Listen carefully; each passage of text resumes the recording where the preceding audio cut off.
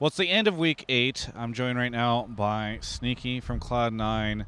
Sneaky, I feel like there is no good NALCS team right now because I can't, like, if you had to ask me, it would be hard to say. What do you think of the current standings? Yeah, they seem to be kind of all over the place. I mean, we haven't been that consistent. I mean, super recently we won all of our games, but we had some like mid-split faltering. At Rift Rivals we only went 3-3, and then like P1 went 4-2. Yeah. But they've been losing like all of their games, so it's basically all over the place. I don't know. Like Immortals is still at the top, but they've looked a lot more shaky, even though they're at the top. And CLG lost Dardoch. Yeah. There's so much stuff going on. You're right. And that's one of the things that is interesting to me because I feel like, generally speaking, all the like weird stuff happens at the beginning of a split, and then it's like, oh yeah, and then there's like TSM or Immortals or Cloud9 who have just gone undefeated for like the past 5 or 6 weeks, And so I feel like this is kind of a unique situation. Do you agree, or am I just crazy? Yeah, there's usually been someone at the top during summer. Like last summer it was TSM. Summer 2015, was that CLG at the top?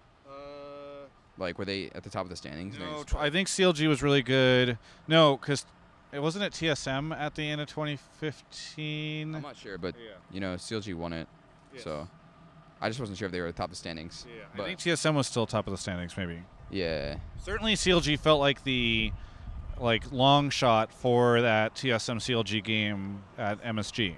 Yeah, for sure. So it's a unique situation. What do you think that means for playoffs?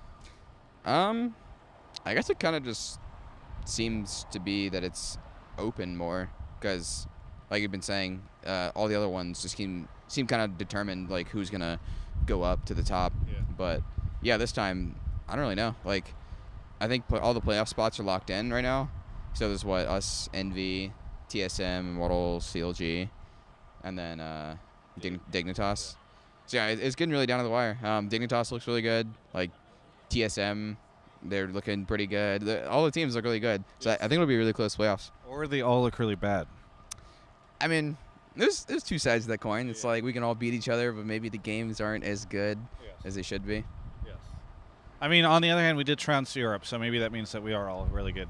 Now, what do you? Oh, we're about to take off here.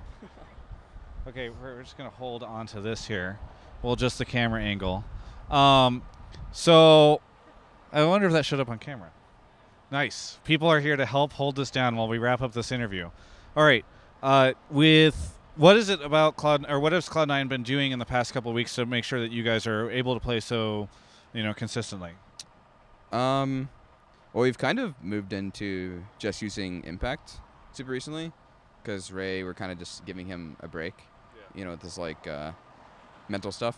So that's one of the things we've been doing. The other thing was we've kind of just been talking a lot more about our objective control and specifically like fighting the objectives, because I know a lot of the times before we would just give them up or don't really go for it, but now a lot of times we'll just actually go for the dragon first and like look for the fight instead. So I think that one's been helping us a lot just because having dragons is really important. Like when you get 2 mountains, it's just basically free Baron pressure. Like they cannot leave Baron open at all, so they have to be face checking 24/7. And then other dragons are really good too. So I think that's been helping us a lot.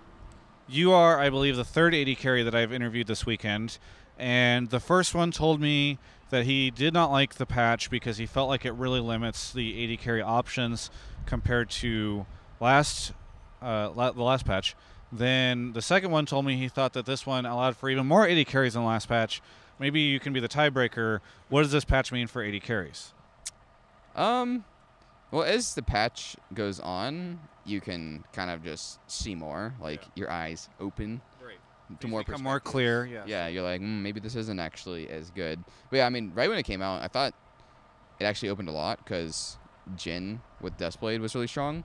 But as we see more games, like there's more tanks, so the lethality build isn't as good, and then that means Jin's not that good. So there's just a lot of decent picks now. Nothing seems like too blatantly OP besides Caitlyn, obviously. Because, I mean, Callista, for some reason, is super high prioritized in some regions, but then, like, in an A, hasn't been picked every game possible. So I think there is a decent amount of options for AD carry right now. Like, you're not just stuck on one pick all the time. Very good. Well, before this thing blows away, is there anything that you want to say to any of the Cloud9 fans? Thanks for watching. Cheers on for playoffs. Thank you very much, and thank you to the two gentlemen that came to save the day with our tent before it flies away. You can check out the rest of our coverage of all things esports right here.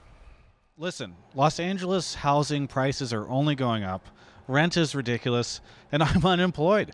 So if you want to support me, you can do so over at travisgafford.com/support.